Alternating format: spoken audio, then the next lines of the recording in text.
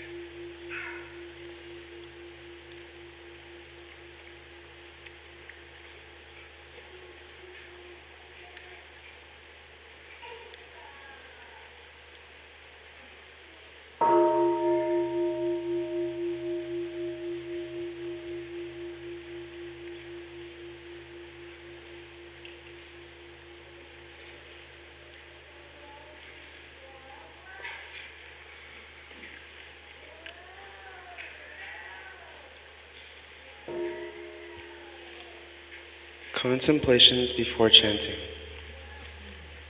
The Sangha is invited to come back to our breathing so that the collective energy of mindfulness can bring us together as an organism, flowing as a river with no more separation. Let the whole Sangha breathe as one body, listen as one body, chant as one body, transcending the boundaries of a delusive self, liberating us from the superiority complex, the inferiority complex, and the equality complex.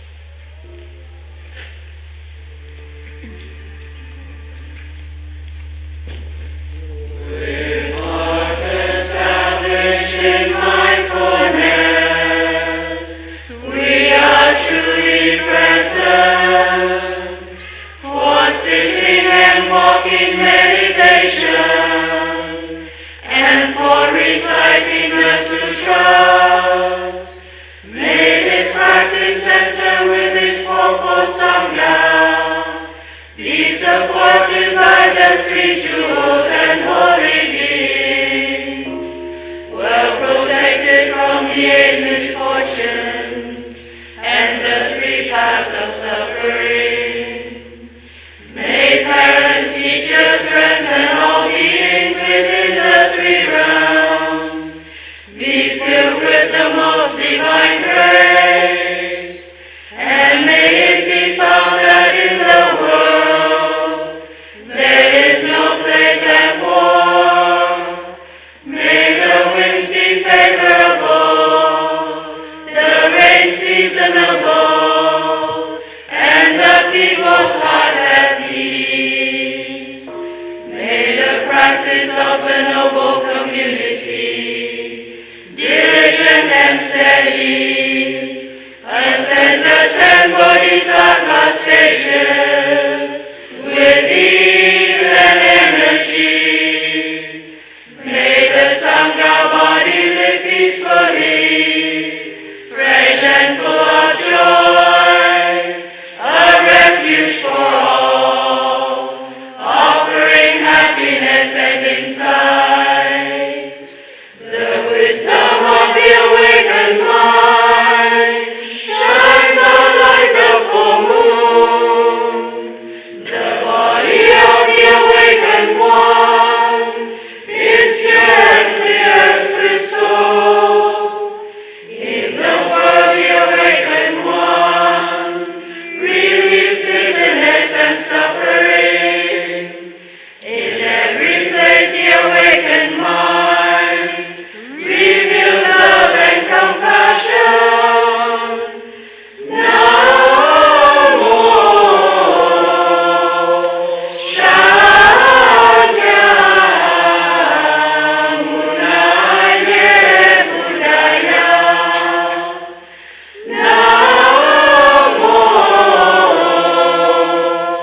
Shakyamuni Buddhaya.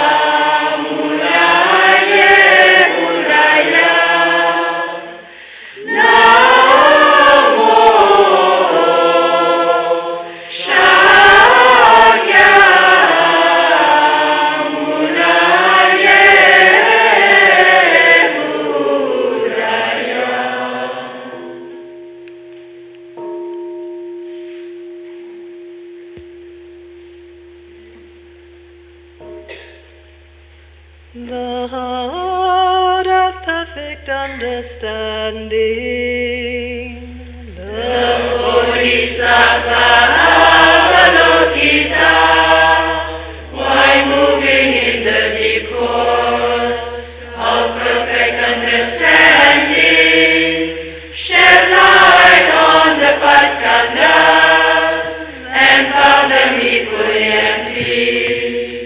After this penetration, he overcame ill being. Listen, Shariputra, form is emptiness, and emptiness is form. Form is not other than emptiness. Emptiness is not other than form. The same is true with feelings, perceptions, mental formations, and consciousness. Listen, Shariputra, all dhammas amount with emptiness.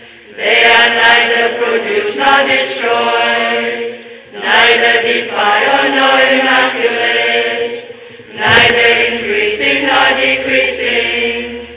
Therefore in emptiness there is neither form feelings, nor perceptions, nor mental formations, nor consciousness, no eye or ear or nose or tongue or body or mind, no form, no sound, no smell, no taste, no touch, no object of mind, no realms of elements from mind to mind consciousness, no interdependent origins and no extinction of them, from ignorance to death and decay, no ill being, no cause of ill being, no end of ill being, and no path, no understanding, and no attainment.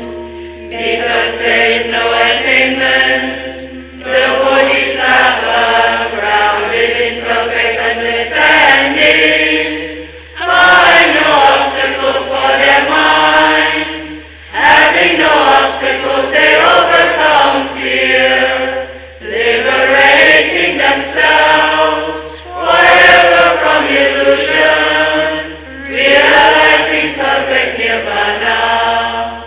All Buddhas in the past, present, and future, thanks to this perfect understanding, arrive at full and bright universal enlightenment.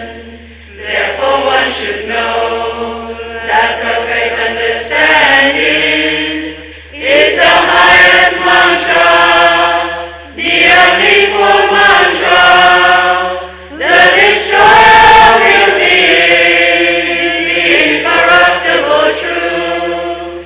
A mantra of Prajnaparamita should therefore be proclaimed. Gate, gate, para, samgate, bodhisvaha. Gate,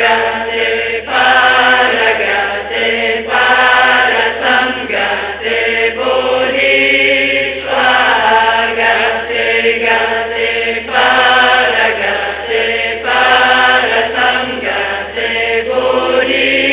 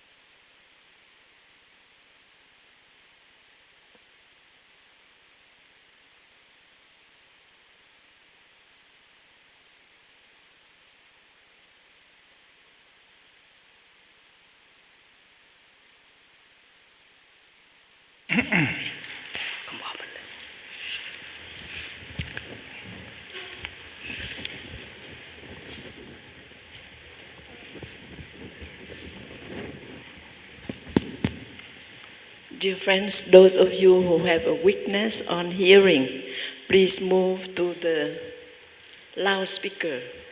I don't know if the loudspeaker close there, do you hear? If you don't, please go here and here. I myself, I also sit near to the loudspeaker. The children are invited to come close to Thay. bring that loudspeaker back here so that we can hear also.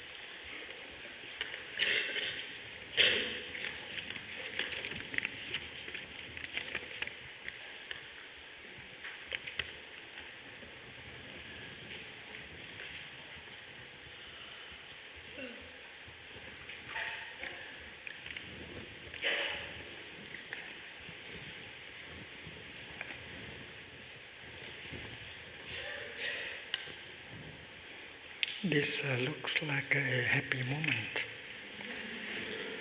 You think that this is a happy moment? I think so.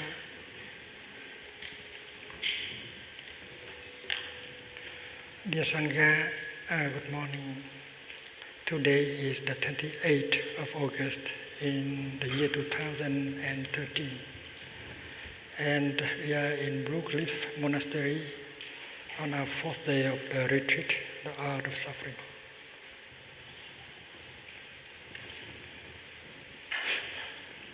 President Obama is giving a speech in Washington at this time at the Lincoln Memorial.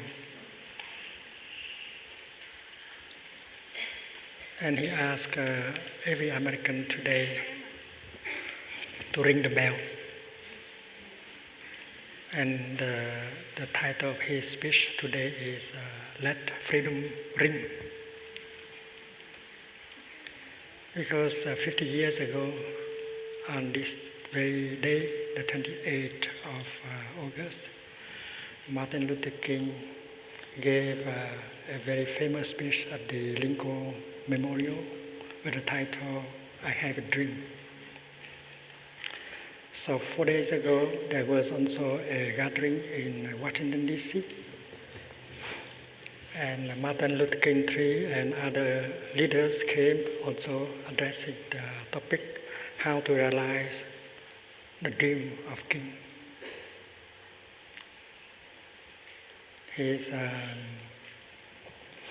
So to President Obama wants that today at 3 o'clock in the afternoon, we'll ring the bell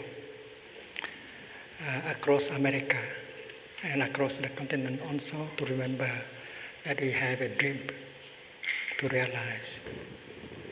There must be freedom and jobs for everyone. That is the dream.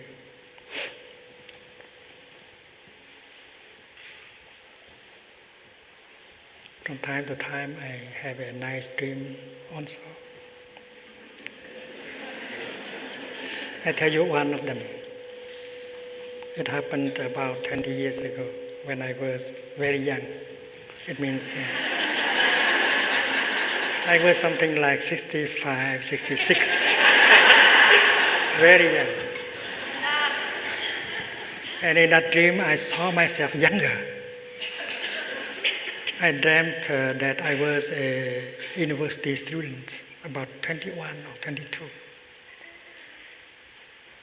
I think if you dream, you can get younger. And I was 66, and in my dream, I saw myself as a young student of 21 or 22. And that day, they informed me that I was accepted in a class of a very outstanding, illustrious professor of the university, the best in the university. I was so happy to have been selected to be sitting in that class. You cannot imagine my happiness, because there's so many students, and I was one who was accepted to be in that class. I don't know, I have not seen that professor, but they told me that he is the most outstanding, wise, illustrious kind of teacher.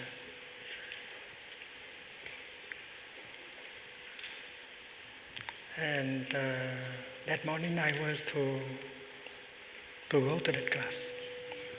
I had to climb several floors in order to go to that class. And during the time I tried to get up to that floor, I saw a young man of my age, 21 or 22, and he looked exactly like me. He is like another myself, another me, very strange. There is me here, but there is another me out there, and trying to get through the door. And I had in mind the question as whether that young man can go, he has been accepted to the class also. So I asked the lady in the office to see whether that young man who looks exactly like me has been accepted to be in the same class. And she said, no, not him. You, yes, but not him. I didn't understand, because it took a few weeks later that I began to understand the dream. But during that time, I didn't understand. Even after I woke up from the dream, I did not understand. So I left the office and I tried to climb. And halfway, I wonder what kind of subject this professor is teaching. And I learned that music is a professor of music. And I was very surprised, because I was not a student of music. And why should why I have been accepted as a student in that group, learning music? I could not understand. There are so many things you cannot understand. And then the next surprise is that when I open the door, it's a huge hall and not just a classroom. And there are more than 1,000 students. Usually in such a class there is 10 or 20 or 30, but this is a huge class. And looking through the window, I saw very beautiful landscapes, cascades, waterfalls, mountain peaks covered with snow. It's like heaven. It was like an assembly of Bodhisattvas in the Tushita heaven. That was my feeling, to be accepted in that assembly of students and teachers.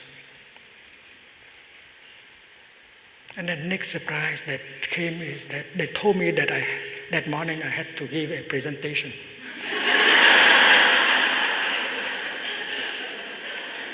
When the professor came, I had to give a presentation.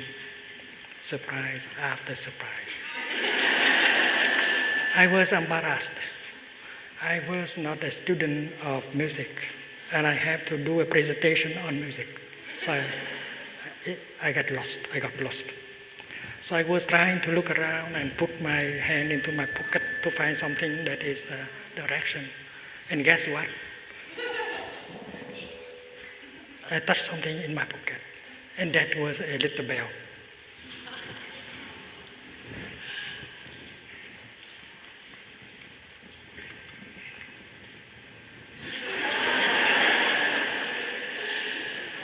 And when I realized that what was in my pocket is a little bell, suddenly I regained confidence. Well, I can do something with the bell.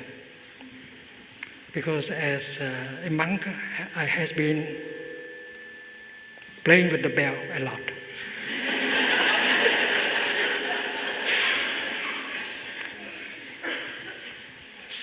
Yes, 71 years of being a monk, you have to know how to play with the bell.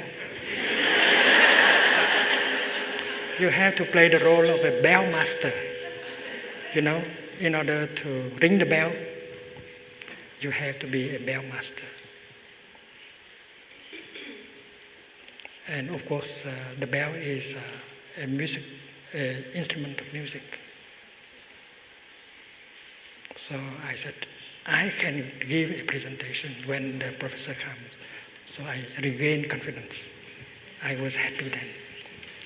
And then they tell me that the professor is coming in. And you guess what? In that moment, exactly in that moment, I woke up.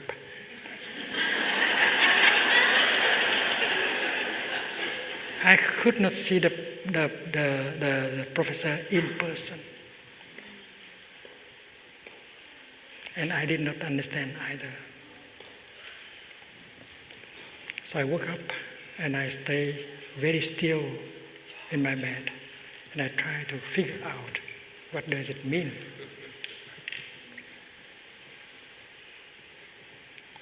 I practice mindful breathing and recall every details of the dream, and I found out something.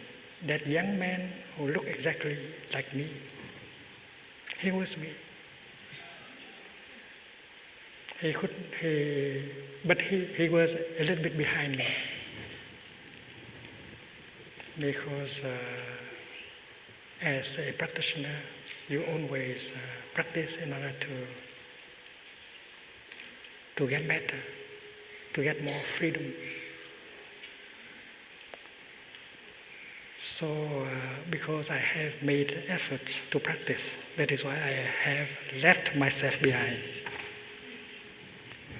I left myself behind. I overtook myself. So that student who looked exactly like me, he was me.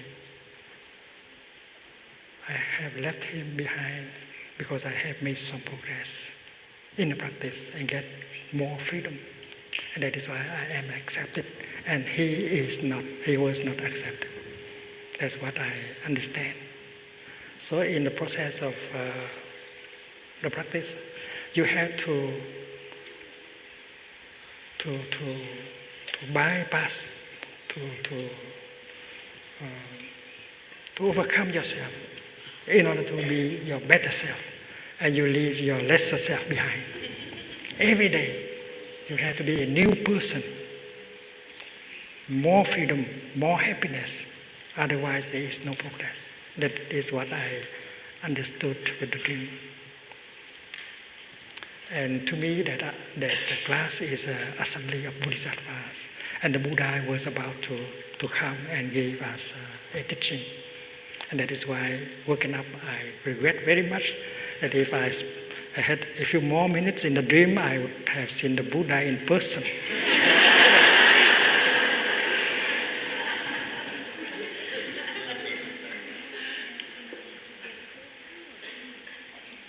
Since President Obama wants us to ring the bell today, I want to tell you how we ring the bell in the Buddhist tradition. Please learn. You want to be a bell master, you have to learn. Because in the meditation tradition, the sound of the bell is a voice calling you back to your true home. You know that in Plum Village or in this retreat, every time we hear the bell, we stop talking, we stop thinking, we begin to breathe in mindfully and enjoy our in-breath. We begin to, and we follow by breathing out and enjoy our out-breath. And we do that for 3 times. And the students and the children who come to Plum Village, they always learn how to be a bell master because we want them to know how to play with the bell at home. Because Thay has been playing with the bell 71 years. And he can do it pretty well now.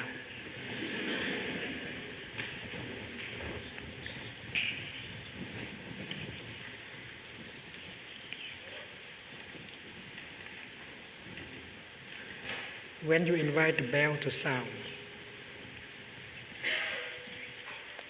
you make many people happy. Because at the sound of the bell, everyone stop talking, stop thinking, and enjoy breathing in and out and become peaceful and pleasant. And if there are 1,000 people breathing in and out and smile, well, the atmosphere is very nice. Real nice. So it's good to be a bell master, inviting the bell to sound so that everyone has the chance to be peace and to practice peace. We don't say hit the bell. We don't say strike the bell, but we say invite the bell to sound. It's very nice. Because the bell is like a friend. We invite him, we invite her to sound so that we can breathe in and out happily and peacefully. If you want to be a bell master, listen. You have to bow to the bell first. And you put the bell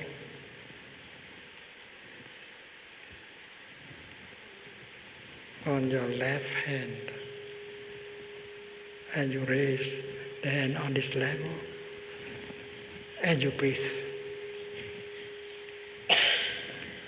My hand has 5 fingers. It's like a lotus flower with 5 petals. And the bell is like a jewel in the heart of the lotus.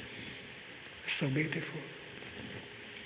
You might like to enjoy visualizing your hand as a lotus flower and the little bell as the heart of the flower, a jewel. Om Mani Padme Hum. Mani means jewel. Padme means in the lotus. And you breathe in.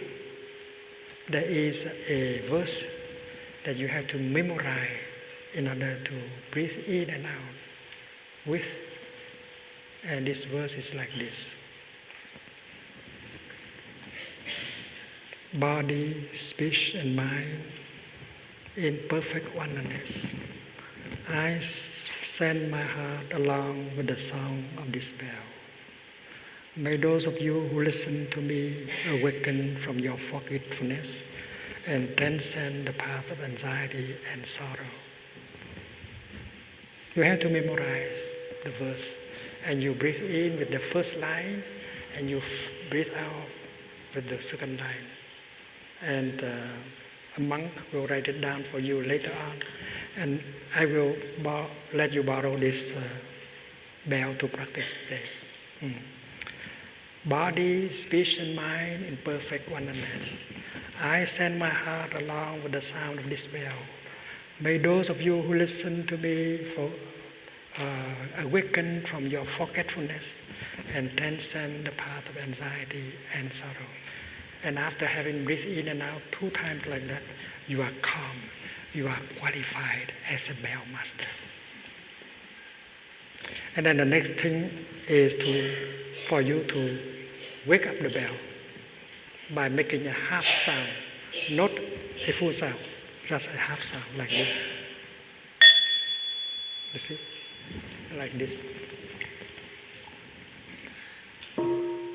Half sound. And that is to warn people around you that a full sound is going to happen very soon. And so that people have the time to prepare themselves for the reception of the sound. They have to stop talking first, and stop thinking, relax their body, and wait for the full sound to come. Because the sound of bell is considered to be the voice of the Buddha from within, calling you home. You have to be very respectful. So after you make a wake up sound, warning sound, you allow people enough time to prepare themselves. Stop thinking and stop talking. I think about 8 seconds may be enough. 3 seconds for breathing in and 3 seconds for breathing out in order to stop talking, stop thinking, and relax the body. I think 8 seconds is the minimum. If you are generous, you give them 10 seconds.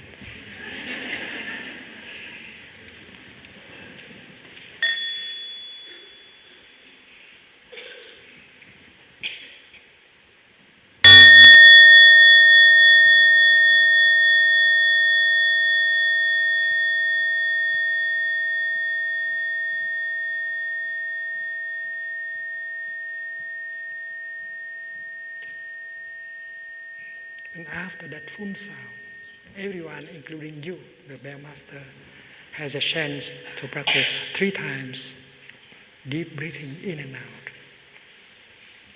And you breathe with a short gata, a short verse. I listen, I listen. This wonderful sound brings me back to my true home. I listen, I listen. This wonderful sound brings me back to my true home 3 times. And you have to measure the time. If you are a young person, and then your in-breath and out-breath will be shorter than the in-breath and out-breath of the adult. So after you have finished your 3 in-breath and out-breath, you give them some extra times so that they can enjoy fully their 3 in-breath and out-breath. I listen, I listen. This wonderful sound brings me back to my true home. You are very kind to allow people enough time to enjoy their full 3 in-breath and out-breath. Because there is peace, there is a joy, tranquility, and that's very nice to produce that energy of peace and happiness where you are. And when you have finished your 3 in-breath and out-breath, you allow them a few extra seconds. I suggest that you breathe in and out once more. So 4 of your in-breath and out-breath will be equal to their 3 in-breath and out-breath. Let us be generous because you are offering peace. And then after that, you produce the second full sound. And everyone has a chance to enjoy, again, 3 times of in-breath and out-breath. And then after that, the third full sound. And after you have finished, you lower your bell and you put it on its cushion. The bell is in a sitting position. Meditation.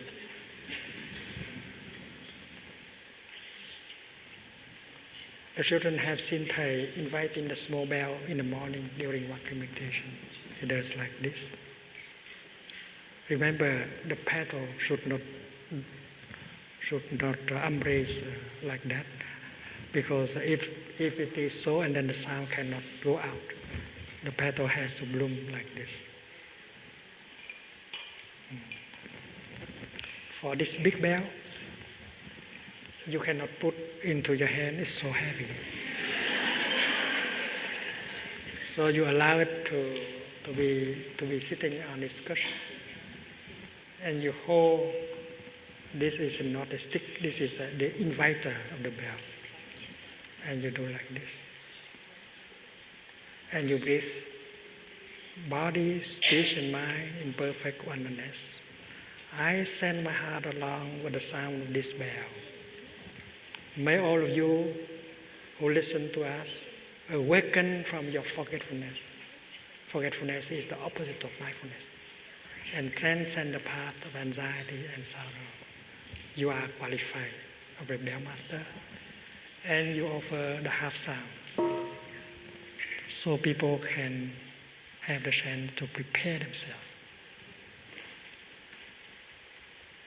And after 8 seconds, you produce the first full sound.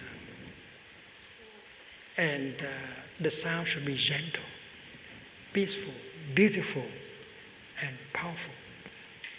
And it takes time to learn. And I suggest that you don't go directly in straight like that. You go in a parabol way.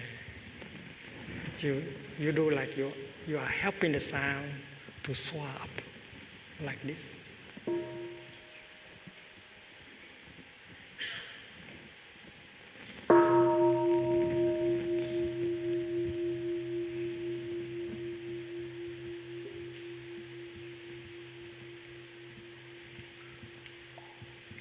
So the sound is like a bird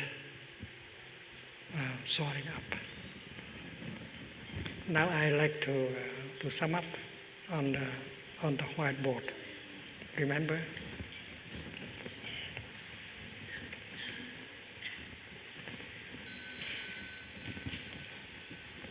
Look here.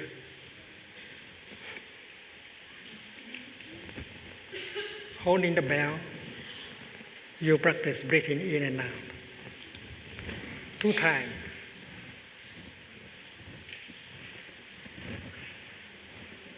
Body, speech, and mind in perfect oneness. I send my heart along with the sound of this bell. May all of you who listen to me awaken from your forgetfulness and transcend the path of anxiety and sorrow. And then you offer the half sound, warning people that a full sound is going to happen very soon so that they can prepare themselves. And you give them about 8 seconds or 10. So you have the chance to breathe in and out once more before you invite the bell to offer a full sound. And after the full sound, everyone has a chance to breathe in and out 3 more times. I listen, this wonderful sound brings me back to my true home. I listen, this wonderful sound brings me back to my true home. You breathe in such a way that peace, happiness is possible. You enjoy breathing in and out. And then, if you are a young person, after you have finished your 3 in-breath and out-breath, you make another one because the adults are still enjoying their 3 in-breath and out-breath. After the second full sound, everyone enjoy 3 more in-breath and out-breath. Listen, I listen, this wonderful sound brings me back to my true home. And then the last full sound, and everyone has a chance to breathe in and out 3 more times. And after that, you finish. You have done your job as a bell master. You lower your bell and you bow to your bell. And I would like to suggest this. Try to invite a bell home, a small bell.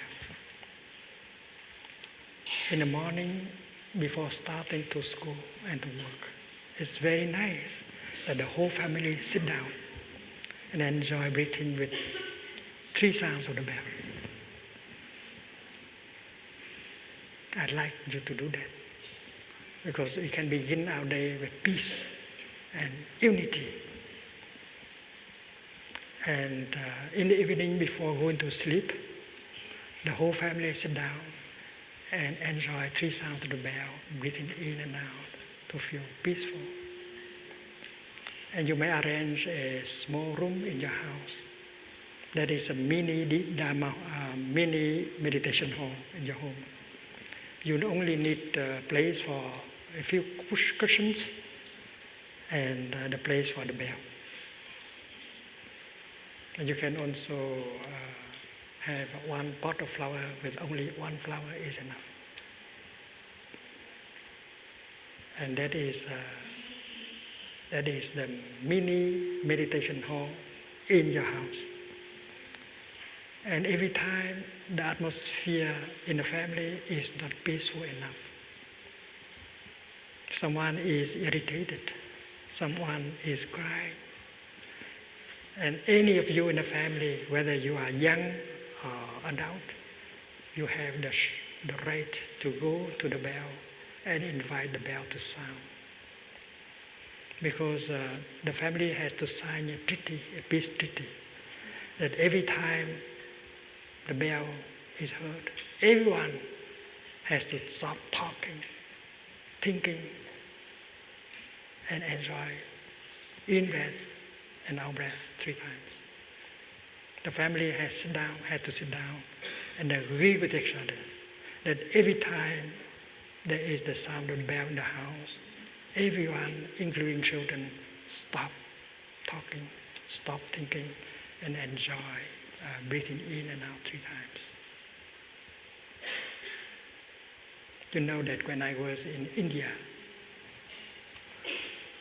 visiting the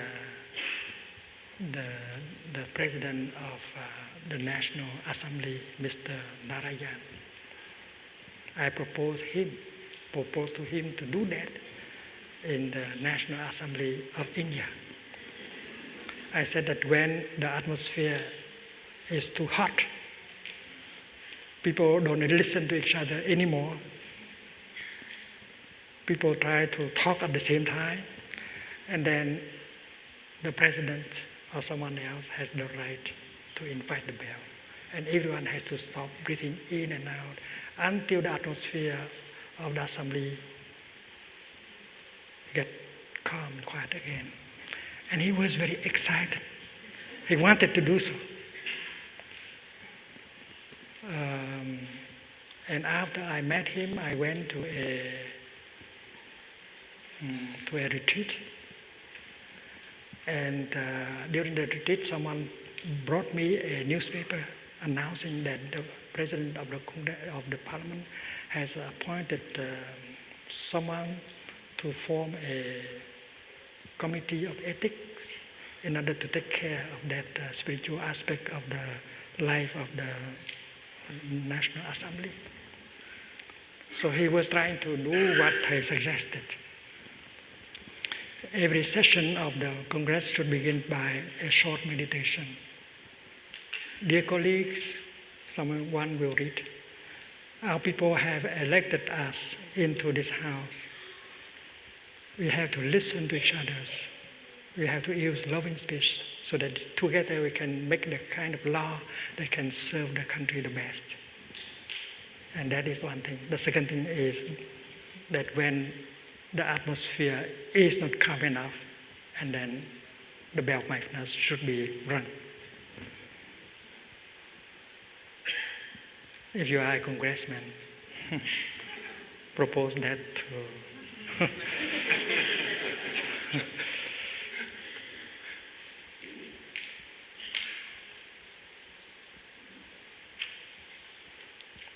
about 1 or 2 months after he was elected to be the president of India, so he did not have the chance to realize that project. And when you are not peaceful. And you want to cry when you are irritated. You go to that small room in your house. You close the door gently. You sit down on your cushion. You invite the bell to sound, and you breathe 3 times with each sound. And when you invite the bell to sound and breathe like that, everyone in the house will do the same. Mommy in the kitchen, she is cutting carrots. She hears the sound. She knows that her child is practicing. So she stops cutting carrot and she enjoys breathing in and out. And father is in his desk writing something. He hears the sound. He said he remembered that his child is practicing peace. So he stopped and he enjoyed practicing. That is the most beautiful landscape you can see. And you can bring that atmosphere, that beauty into your house just by inviting a small bell home and practice. There will be peace, there will be harmony, there will be beauty in your home. And I think every home in the 21st century should have such a mini meditation hall in the house and a bell. That is civilization. Now the children, when you hear the small bell,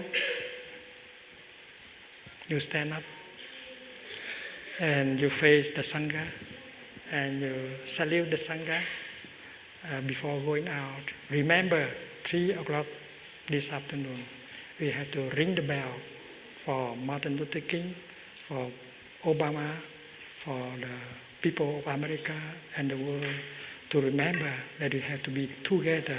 We have to wake up. We have to produce the energy of brotherhood and sisterhood.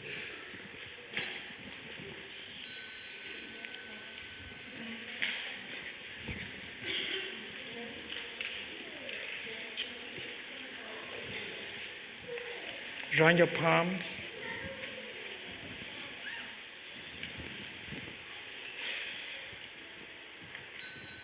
Bow. Have a good day.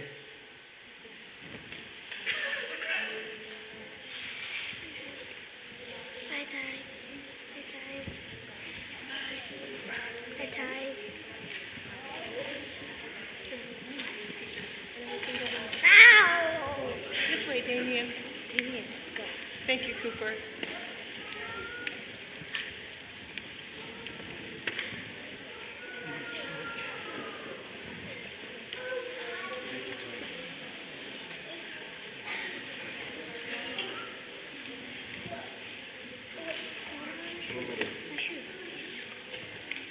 Yeah, there.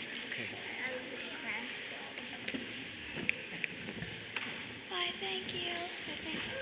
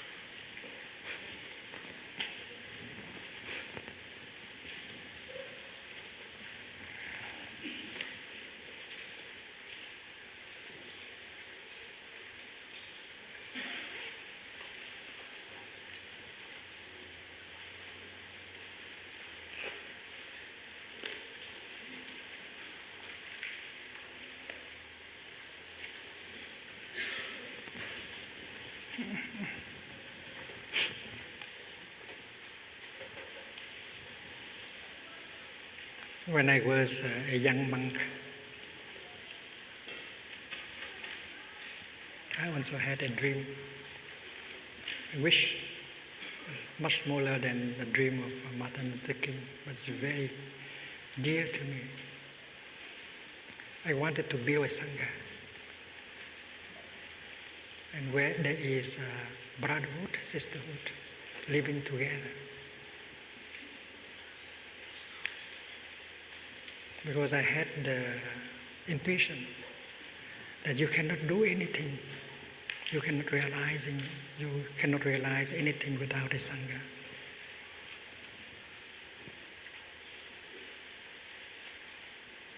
And we know that the Buddha himself, Shakyamuni, after enlightenment, the first thing he tried to do is to go and build a Sangha.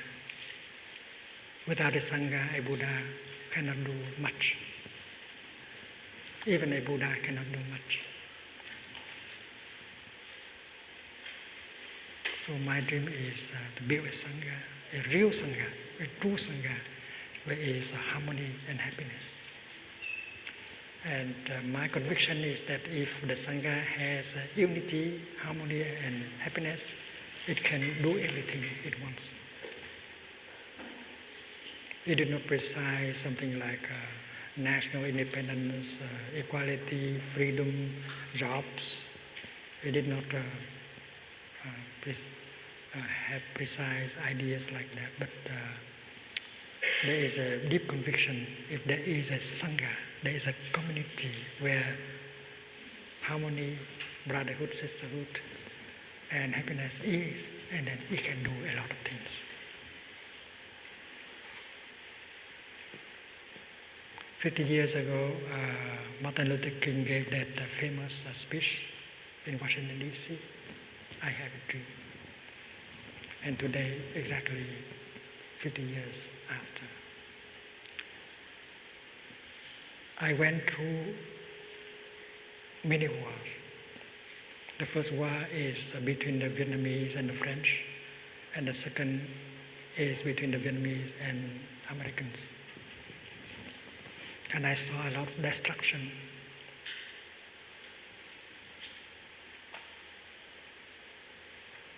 And the fact that I am still sitting here today is a miracle, because many of us have died during the war, including monks and nuns. And many of us try to serve in the non-violent movement, trying to help refugees, setting up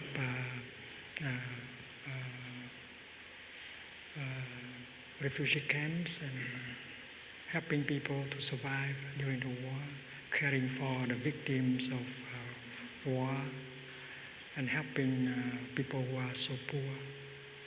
We had the School of Youth for social service, where young monks, nuns, and lay people learn and try to help in a situation of war. And many of us got killed. Many students of mine, monks, nuns, and lay people get killed during their service. They threw a grenade into my room, and I was not killed. The curtain pushed it back on the next door.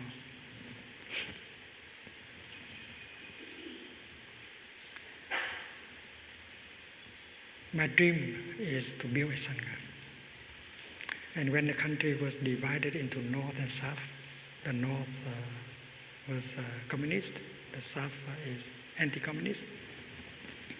That's when the United States of America become involved in Vietnam. So there is a lot of confusion in the mind of young people, including the monks and the nuns. They don't know where to go, because there are two kinds of ideologies opposing each other: capitalism, communism. And where do we have to stand? So in that state of confusion, the administration of the Buddhist Institute asked me to come and help. And I had the first occasion to organize a Sangha according to my vision. And I continue to reflect on the art of building a Sangha.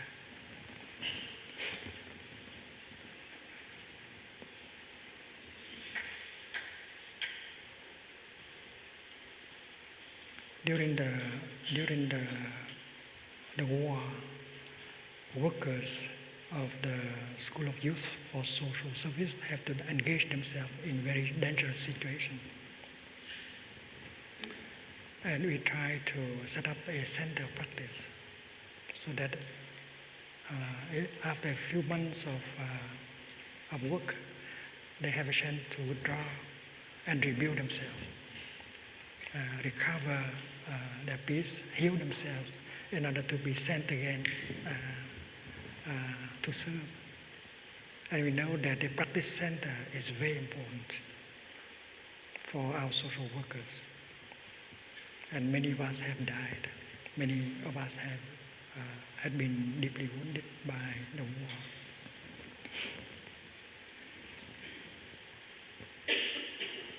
In June the 1st, 1965, I wrote to Martin Luther King a letter.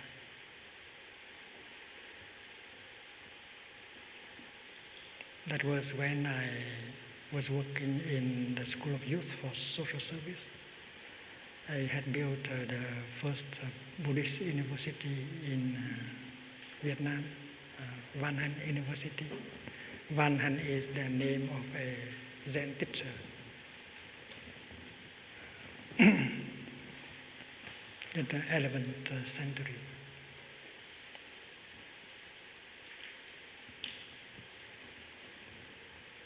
I wrote to King about the self-immolation of the monks in Vietnam, because both warring parties wanted to fight to the end, and we are caught in the middle. We don't want the war. What we wanted is the cessation of hostilities.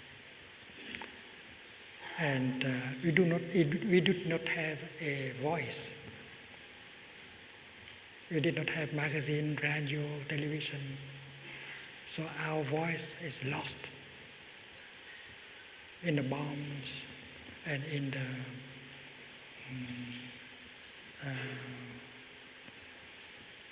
the anger, in the fear. And that is why sometimes we have to burn ourselves alive in order to get the message across. Thích Quảng Đức burned himself to say that we want peace, we want the stopping of the killing. And only when we burn ourselves like that, the New York Times, the Associated Press, writers will write about that. And that is why from time to time we have to burn ourselves as a means for communication. We did not have newspaper, we did not have radio.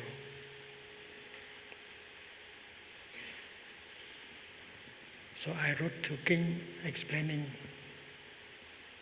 the meaning of the self-immolation. That is not an act of violence. That is an act of sacrifice in order to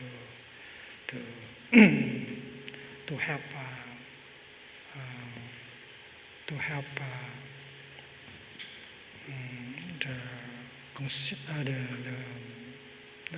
with the awakening of the world about the suffering of the people in Vietnam.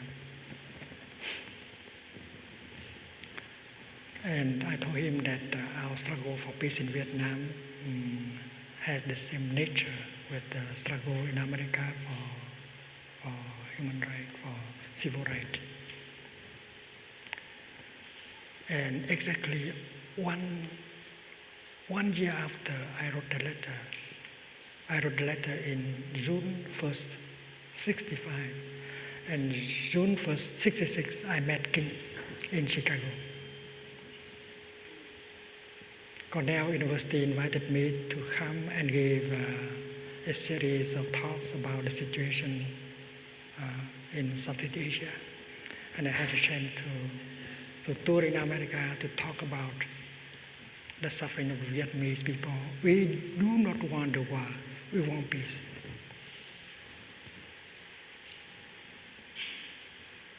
The police officer, when giving me the passport, he said, "Don't say anything about peace."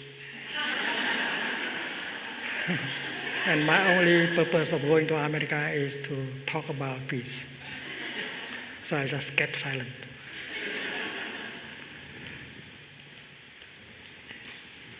And we conversed with each other in Chicago, and he came out after that against the war in Vietnam.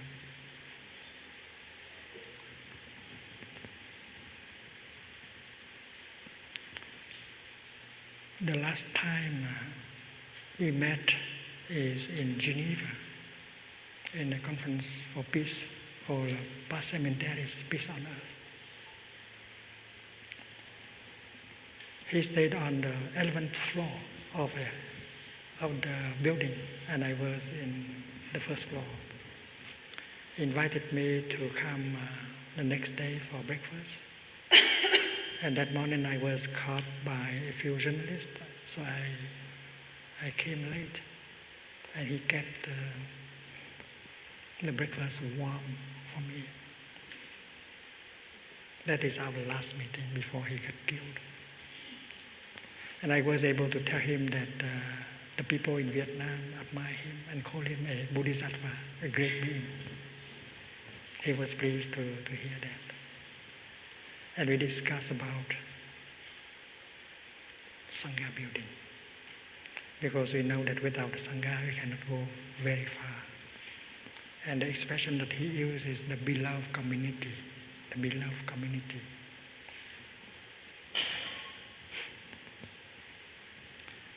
I was in New York when King was assassinated. I was angry. And I got sick after that.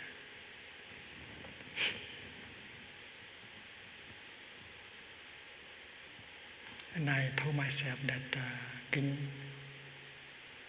is gone, I have to continue. So I vowed that I will continue the work of Sangha building. Because without the Sangha, we cannot do much. We follow the example of the Buddha.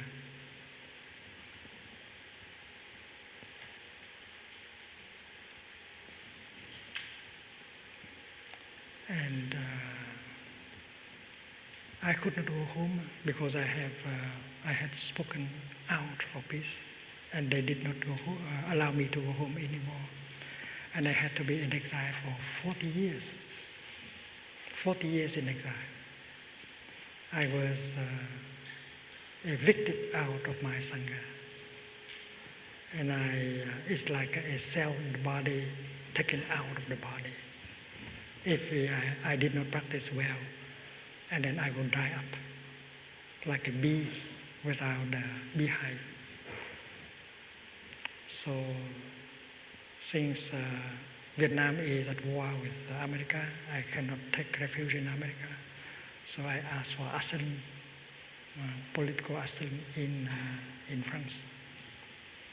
So I started to be with Sangha. We started an office working for peace, and we began the practice of sitting, walking, meditation, and so on. Our office is in the Rue de la Goutte d'Or in Paris. And in the beginning, we did not have a place to practice sitting meditation. We had to ask the Quaker Center in Paris to allow us to use it, to make use of it for sitting meditation.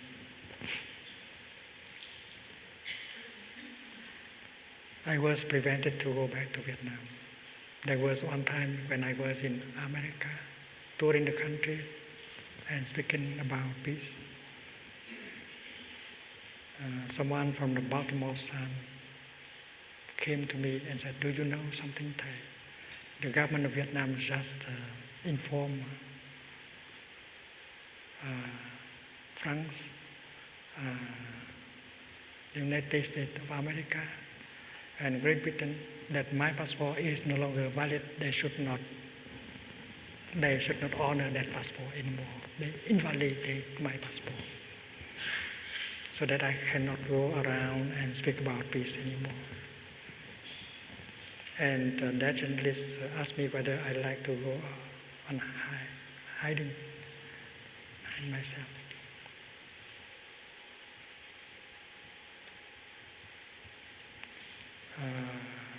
Sister Chân Không was in Costa Rica doing the same thing, speaking about peace. I asked her to come and prepare so that when I land in Paris, people they won't deport me to Vietnam in order to go in jail. So I arranged so that I could take political asylum in France. And during the 40 years outside in exile, I tried my best to build a Sangha. And now there is a monastic Sangha of about 800 or 900. And a lay Sangha, we don't know how many. You are part of my Sangha. There are more than 1,000 communities of mindful living across the continents.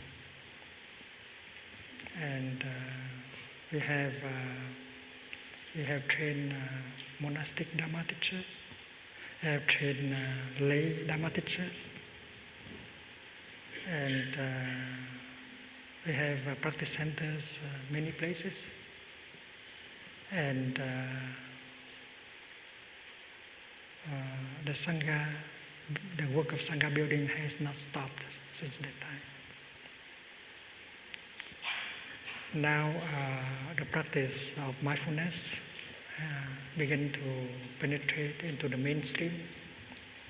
We have trained many school teachers so that they can bring that practice into school and help the students to suffer less. Doctors, nurses, social workers, psychotherapists, many of them have been using the practice in order to improve their practice. And we have elaborated the practice of global ethics so that everyone, regardless of religion, nationality, can make use of it. How to release the tension in the body, how to produce a feeling of joy, of happiness, how to handle a painful feeling, a painful emotion, how to restore communication and reconcile. All these kind of things can be done without asking someone to become a Buddhist or so. So this is what the Sangha has done in the last many years.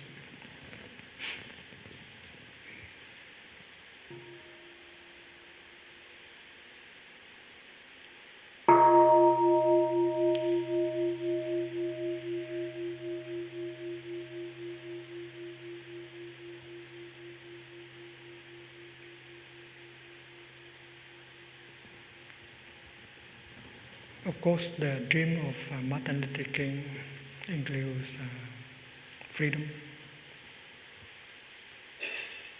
social justice, civil rights, jobs. But we know that we need more than that. We need peace inside of us and around us. We need peace in ourselves, in our family, in our community, in our nation. And the practice of mindfulness should be able to help us cultivate more peace in our daily life. Today we will ring the bell according to the wish of President Obama, but our way of ringing the bell is a little bit different. Because with the bell, we have to go home to ourselves. and take good care of ourselves and restore peace inside. We know how to handle a painful feeling, a painful emotions. Because the bell, according to our tradition, help us to go home, to go back to our true home, and to restore peace, and to communicate with ourselves. Before we can communicate well with people in our family, before we can communicate well with our planet, because the direction of our civilization is in the opposite way. We get away from ourselves, we get away from our family, we get away from nature. And that is why the bell should be able to bring us back to ourselves, to our beloved ones, and to our dear planet Earth. And that is really the dream. And we cannot realize that unless we have a Sangha.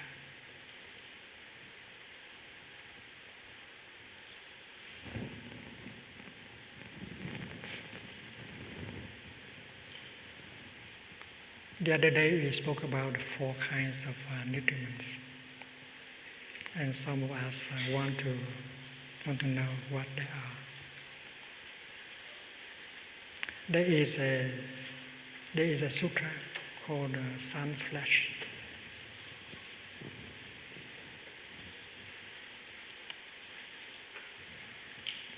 Teaching about the 4 kinds of nutriments, because that is the content of the 5th mindfulness training, mindful consumption. If we want to be healthy, if we want to heal the world, we have to practice the 5th mindfulness training, mindful consumption.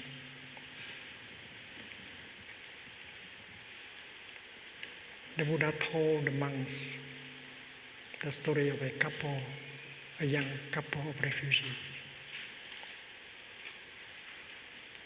The couple wanted to flee the country, and they brought with them their little boy. And halfway crossing the desert, they ran out of food, and they knew that they are going to die, 3 of them. And after much reflection, they make a terrible decision to kill the boy and eat the flesh so that they can survive in order to get to the other country seeking for asylum. This must have been a true story told by the Buddha by that couple.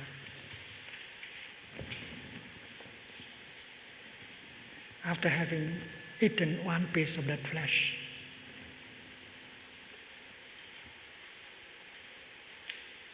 they beat their chest, they pull their hair, and they ask, "Where is now our beloved little boy?"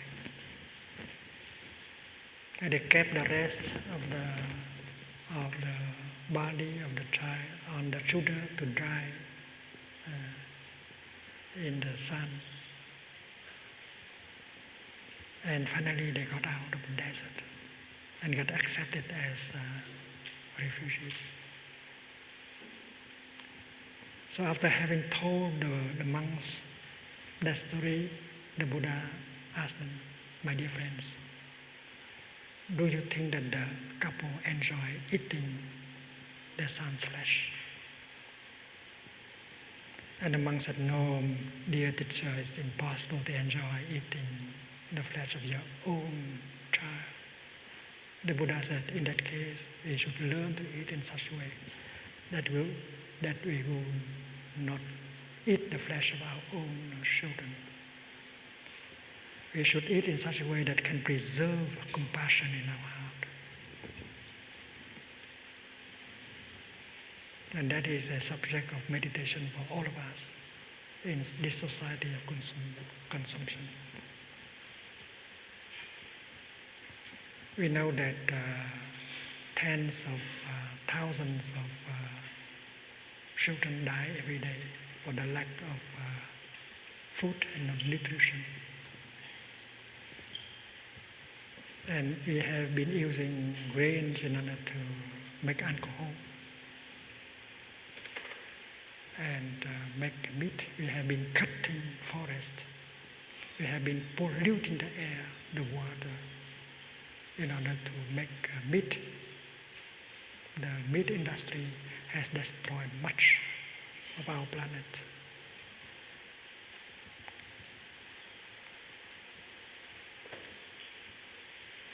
So that liquor, if you drink mindfully, it is the blood of your child. If they use that huge amount of grain to feed the children, to feed the world, children will not die by tens of thousands every day. We learned that the eating of meat is more polluting than the driving of a car.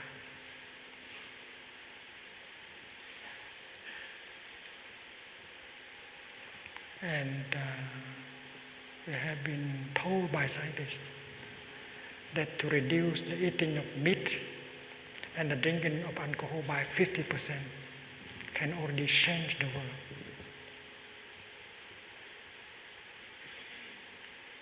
In Vietnam, there are many Buddhists who observe 10 days of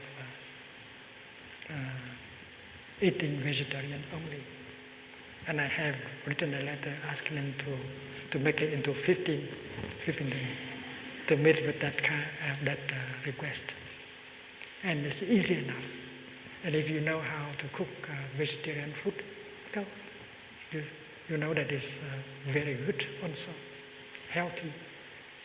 You get healthier if you eat less meat. This is the truth. So eating in such a way, drinking in such a way that can still preserve compassion in your heart, that is the advice of the Buddha. Without compassion, we cannot relate to another living being. Without compassion, we are completely cut off. That is why eating in such a way that we will not eat the sons and our daughters of our own. And that is the first kind of nutriment called edible food.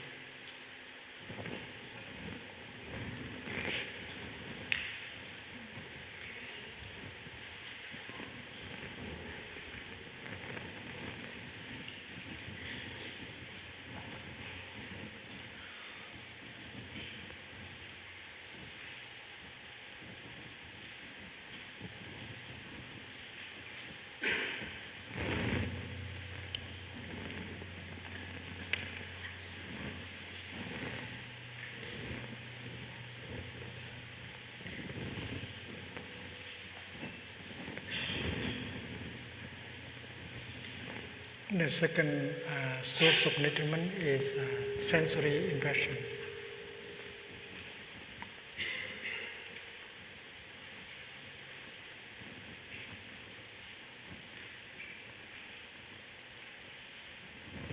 Xúc thực.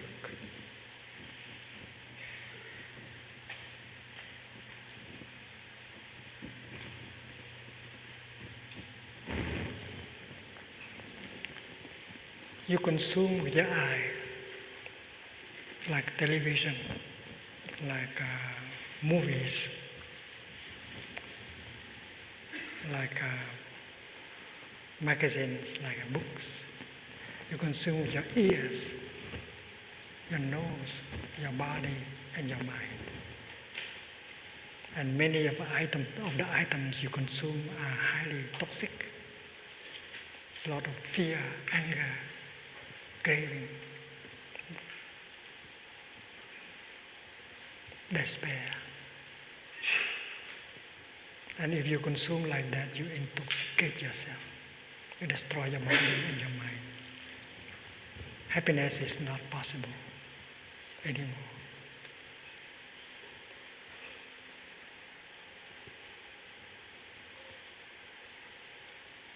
I remember that day I was invited as the guest editor of the Times of India in New Delhi.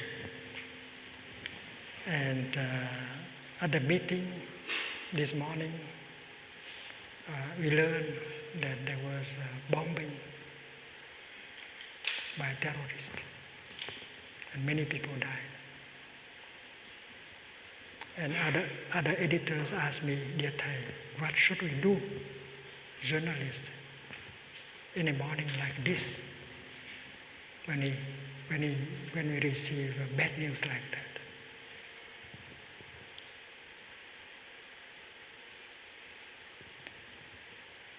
And I remember I did not give an answer right away. I had to practice mindful breathing. And finally I said that, "Dear friends, we have to report. Our duty is to report to the people what has happened.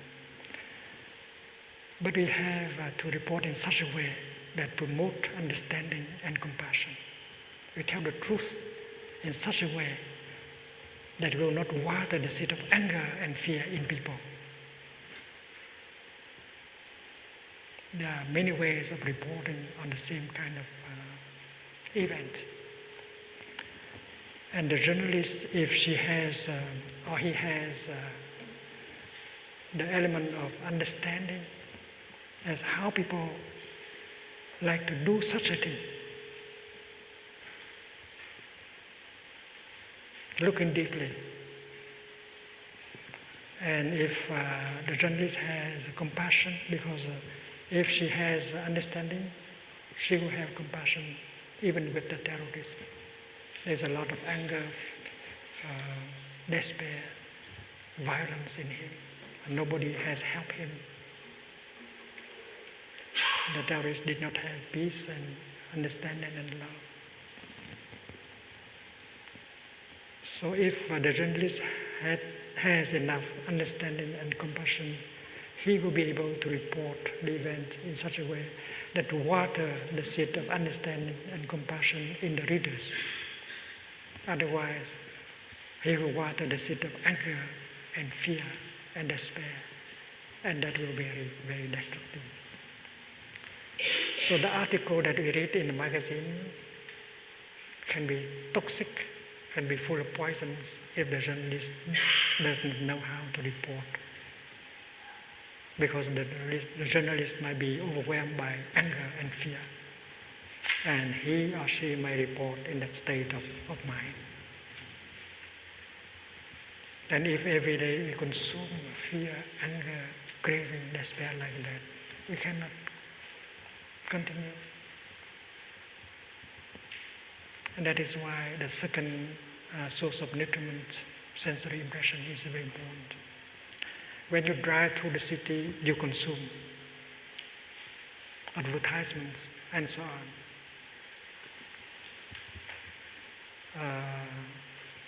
Even when you have a conversation, you consume.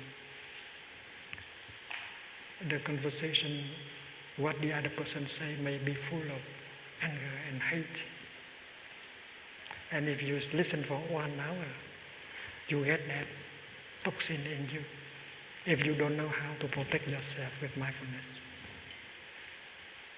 And if you are a psychotherapist, you have to listen to many stories of sadness, of suffering. And if you don't know how to protect you with the energy of mindfulness, you'll be sick also after a number of years and cannot continue. That is why the second source of nutriment is very important. If we have got a depression because we have consumed in such a way that make the depression become a reality. And the Buddha gave the image of a cow with skin disease. The cow does not have any means to protect herself. So when she lay down, and then small insects will come from the soil, will come and suck the blood. The cow, if the cow goes close to ancient world or an ancient tree, tiny creatures in the tree, in the bark of the tree, will come and suck the blood. So if we do not have mindfulness, and then these things will penetrate into us, our body and to our mind, and we get the toxins, we get the poisons. Just drive into the city, you consume from what you see and what you hear. And that is why we have to set up a strategy of consumption so that we can protect ourselves, our family, and so on.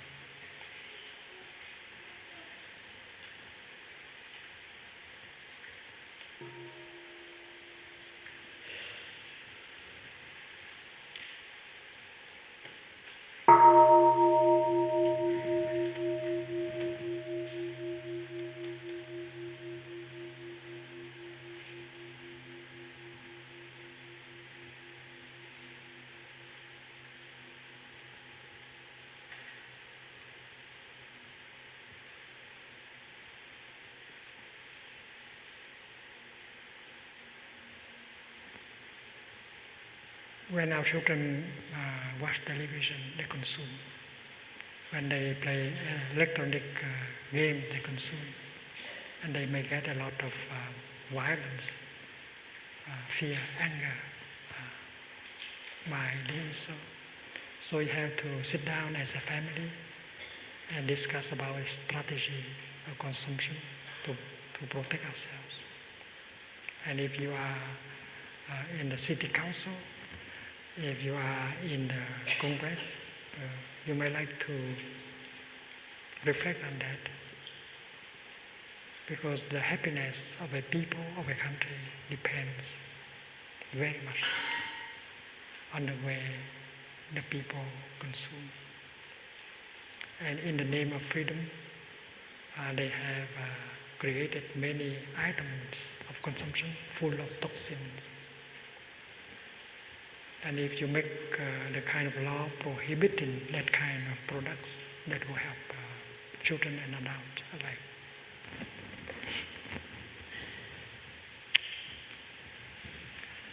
The third source of nutriment is volition.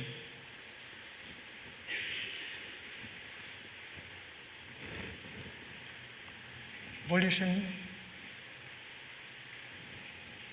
tư niệm thực,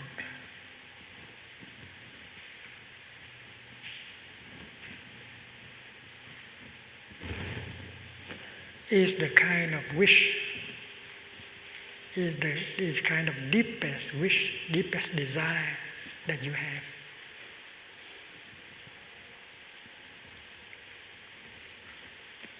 It's like your deepest wish, your deepest desire may be building a sangha, and that is a good volition, good food. Every one of us has a deep wish. We want to do something with our life. What is the purpose of our life? We want to do something. Maybe our father, our grandfather, our grandmother had a dream. They wanted to do something. They cannot do it, and then we can do it for them. What do I want to do with my life? Running after fame, power, money and sex? Is that my deepest wish? I have to ask myself. Many people running after these objects of desire, of craving, destroy their body and their mind. And even when they have plenty of these things, they are not truly happy. They are very famous people, wealthy people, but they suffer very deeply. So is that my true volition, my true desire? We have to find out what is our deepest desire. The deepest desire of a terrorist is to punish. And to punish maybe in the name of God. For those people they believe to be evil. So that kind of volition, that kind of desire comes from a kind of perception. Your wrong perceptions may bring you, may bring about hate, anger, and despair. And these elements are very needed for a terrorist to succeed.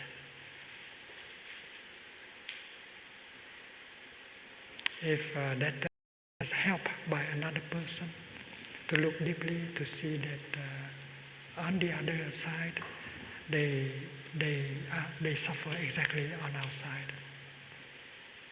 They need help and not punishment. If we understand our own suffering, and then we can understand the suffering of the other person much more easily. And understanding suffering, compassion arises, and no anger, no fear is possible anymore. And you cannot be a terrorist anymore. So if a terrorist keeps being a terrorist because no one has helped him or her to understand herself and the other person, the one she wants to punish.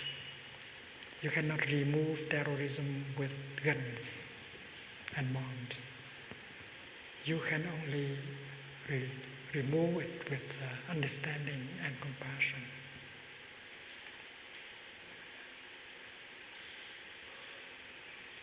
So if you have the desire to protect children from abuse, sexual abuse, to protect children from dying, hunger, and that is a good volition.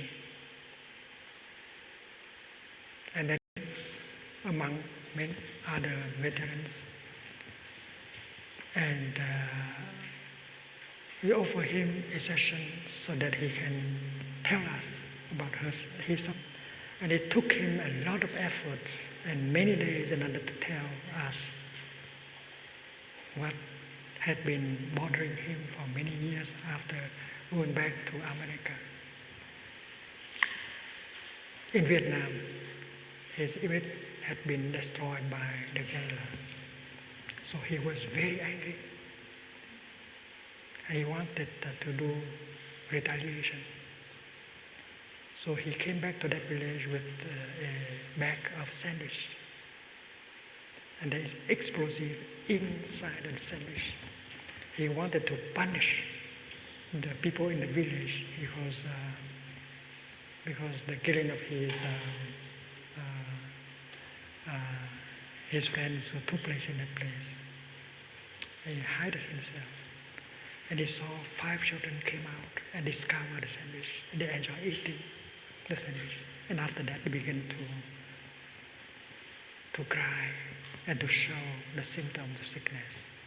And their mother came out and tried to help, but they did not know how to help. The next city where there is a hospital is 1 day of driving away. And he knows that there is no way to save these 5 children. They are going to die. And with that kind of image, he went back to America and suffered many years. And he could not tell the story to anyone except his mother. And his mother tried to help my son. Things like that happen in war. But that did not help him. Every time he found himself sitting in a room with a few children, he could not stand it. He had to run out right away.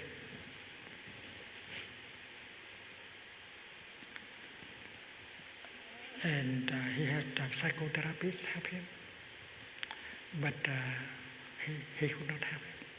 So he came to our retreat, and that day he was able to tell the truth. So I took him for a walk, and I said that yes, you have killed 5 children.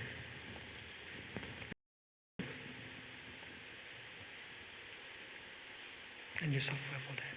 But you can do something in order to wipe out that kind of mistakes. There are many children who are dying every day now, even in America. And you are still young, you are intelligent, you can do something in order to have 5 children not to die today. There are children who need only 1 tablet of medicine in order to be saved. And you can be the one bringing to that child a tablet of medicine in order for that child to survive. Why don't you do that with your time, your energy, and stay there and suffer? Do something. Correct the past with the present moment. And he found a way out. And he tried to practice according to that. And he healed himself. He married a dentist in England and set up a household and live normally like other people. So, volition is the kind of food. If you have the desire to help, the desire to heal, the desire to protect, and then you have that amount of energy that helps you to be alive, and that energy will heal you. There is a Bodhisattva called Kshitigarbha. He has a great aspiration. He wants to go to the darkest spots of the world in order to help. And because of that vow, great vow, he is full of energy. So if you have a volition, if you have a deep wish to serve, and then you will be full of energy. And that energy will begin to heal you.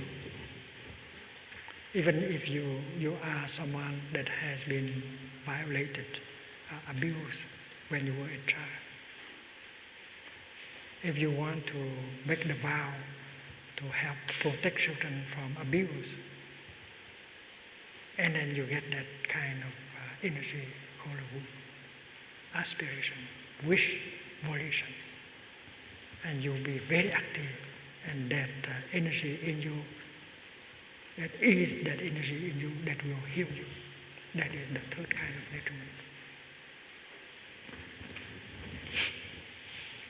So every one of us has to sit down and find out what is our deepest desire, what we want to do with our life. The Buddha also had a deep desire to free himself and help other people to suffer less. That is a good nutriment. And then the fourth element of food, the fourth is consciousness. Consciousness as food.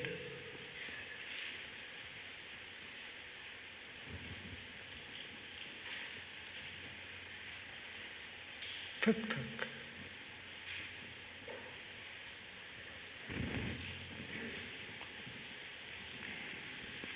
There are materials in our own consciousness.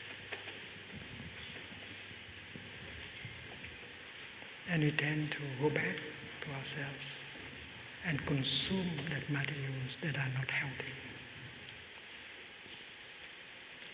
Suppose you have suffered as a young person, you have been abused, you have been humiliated by someone. Someone has slapped you on the face, you suffer silently.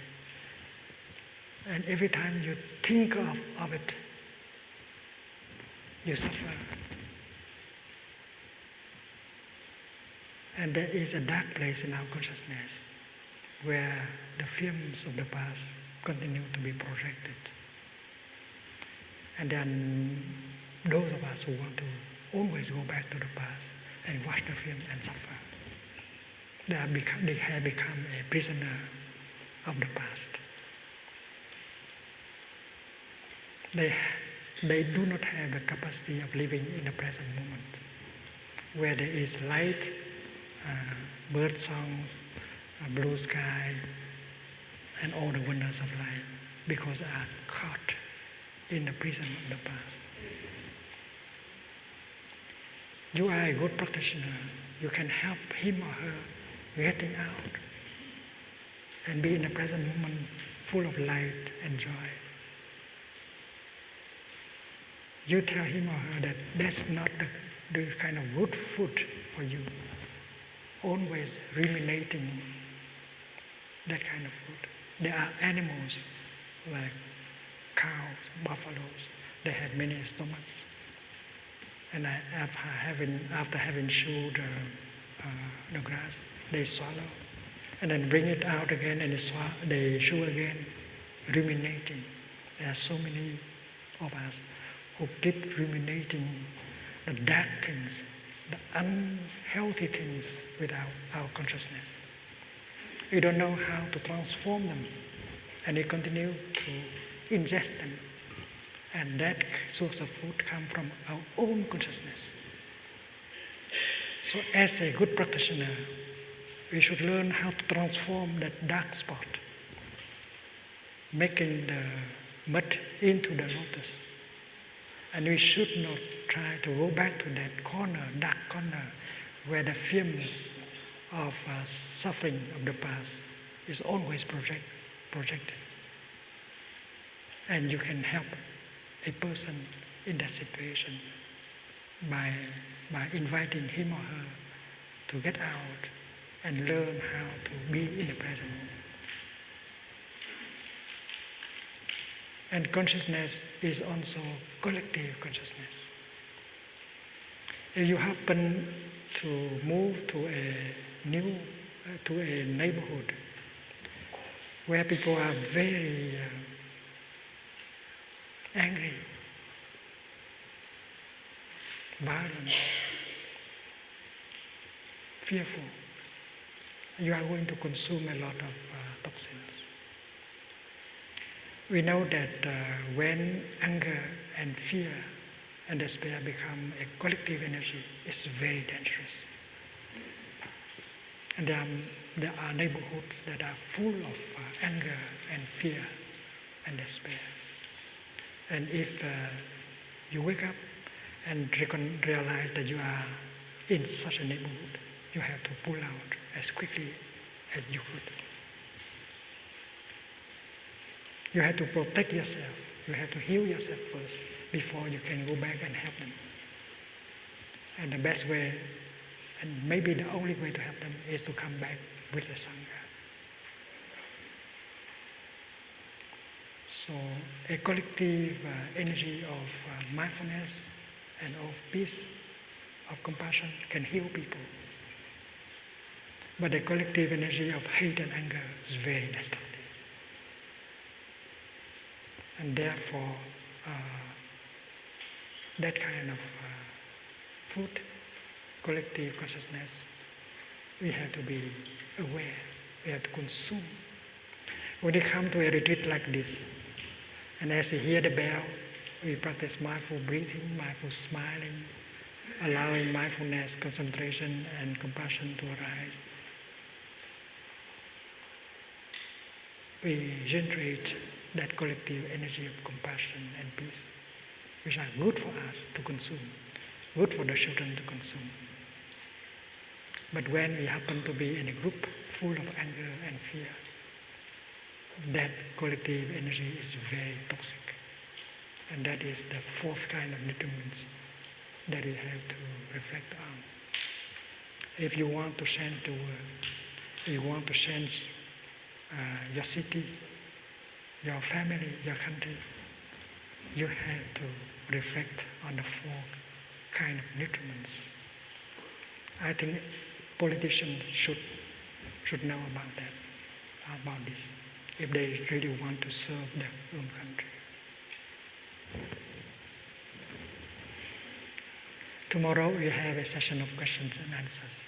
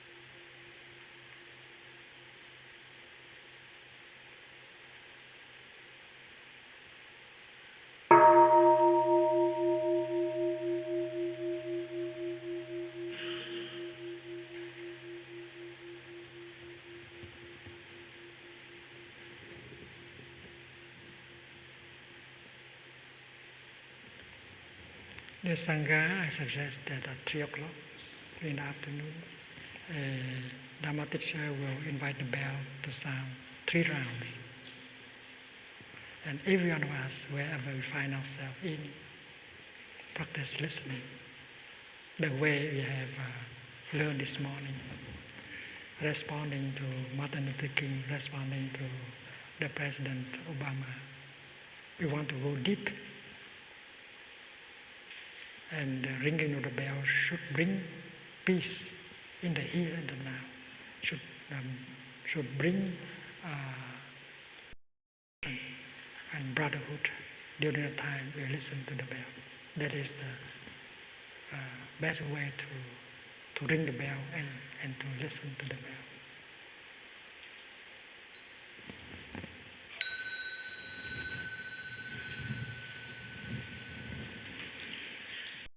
Respected Thay, dear